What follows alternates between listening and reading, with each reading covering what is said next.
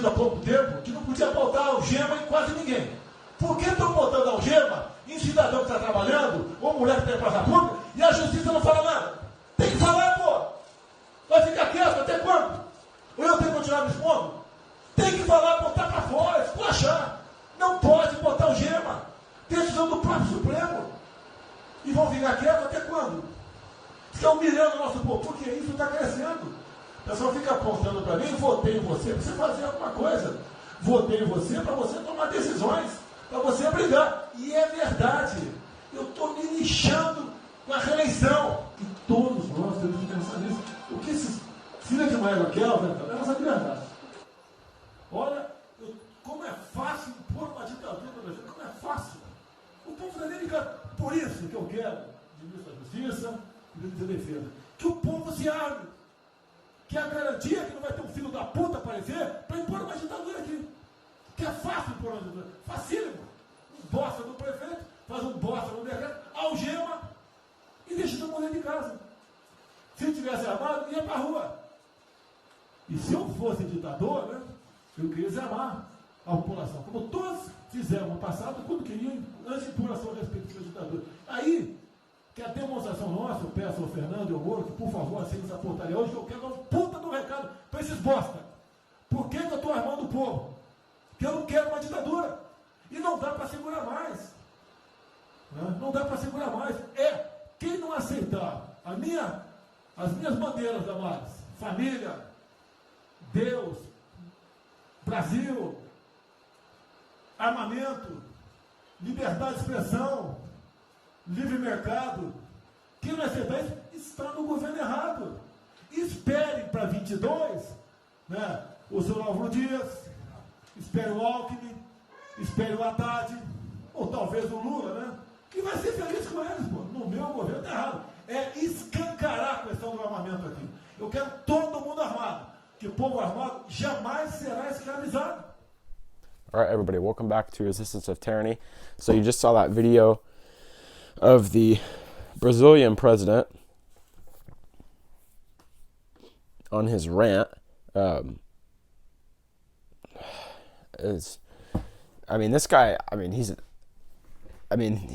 10 times better than Trump, in my opinion. You see him ranting. This is a private meeting that they got the recording of, and you heard what he said. And then he also went, this video is not putting up, but he got stabbed in the gut when he was out. He was like up on top of a car or something, and somebody from the crowd stabbed him right in the stomach. And so he was stabbed in the gut. I listened to his speech and my jaw just dropped. Trump is dealing with a lot more here in the U.S. than Brazil is, I think. He's taking on a lot more on his shoulders, so he has to be kind of sneaky about what he does, and that's what I've been explaining is his plan that he kind of has. Not straightforward. He's kind of sneaking around he's blackmailing people. Trump, he's going at it very kind of in a tricky way. But this president of Brazil, he was saying we need to arm citizens because it's not as easy to impose a dictatorship. Here's actually what he said. What these sons of bitches want is our freedom. Bolsonaro vows to arm Brazilians to prevent a dictatorship. That's the whole point of the Second Amendment, and it has been ripped away from pretty much all of the world. If we could get another country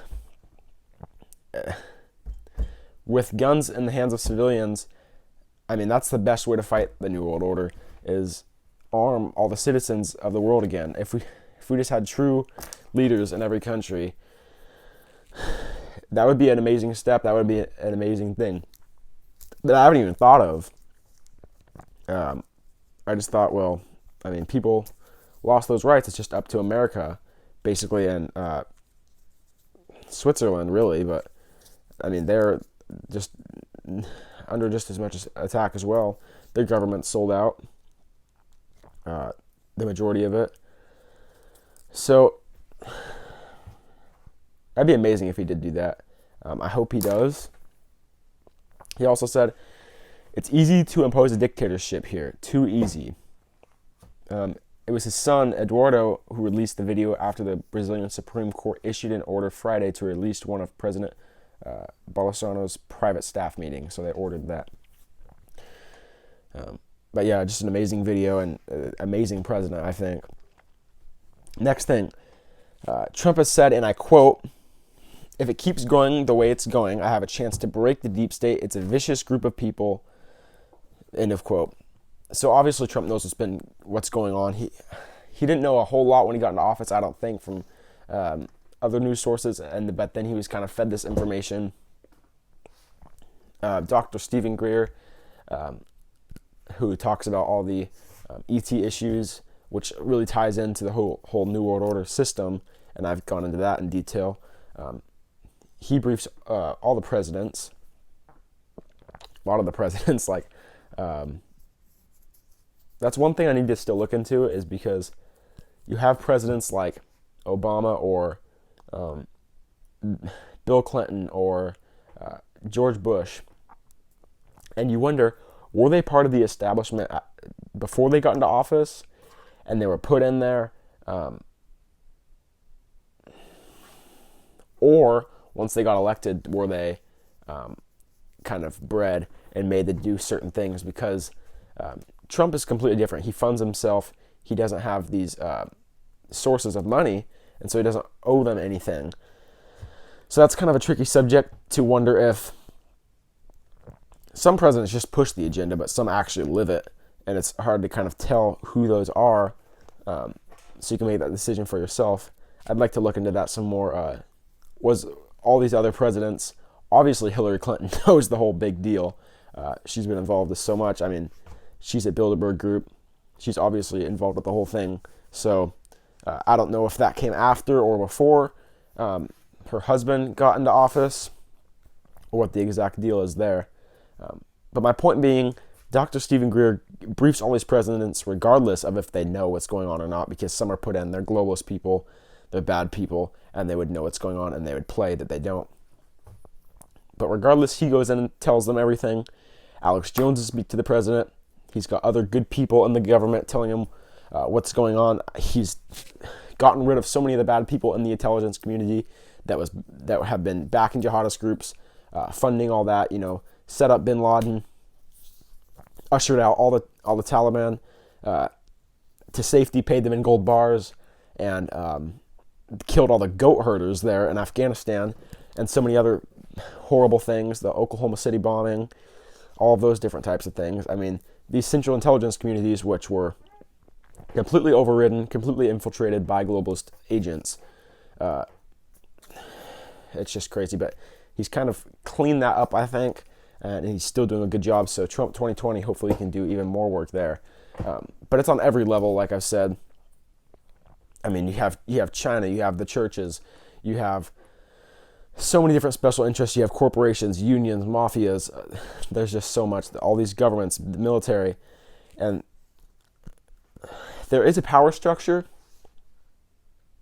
but with infiltration being in every level, you could all say it's on the same plane. It just has different agendas. So that's really you have to base the power structure off of what the agenda does. You see, in the New World Order system, obviously the agenda of police isn't at the top, but you have police being run by these bad globalist agents. So the power is the same at every level, but the agenda is different. That's what makes the power structure.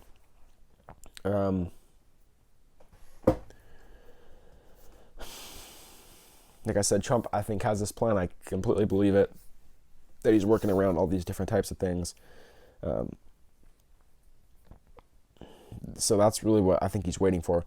And I think he's waiting for the globalists to do as much damage as they can. And then everybody sees that damage that's been done by these people. They try and place the blame on Trump. That awakens most people to, no, he wasn't the problem. You guys were the problem. And then nobody will discredit him. And then he can release the whole beautiful bitch. I don't know if that's we'll see where it goes. That's all for this one. See you all tomorrow.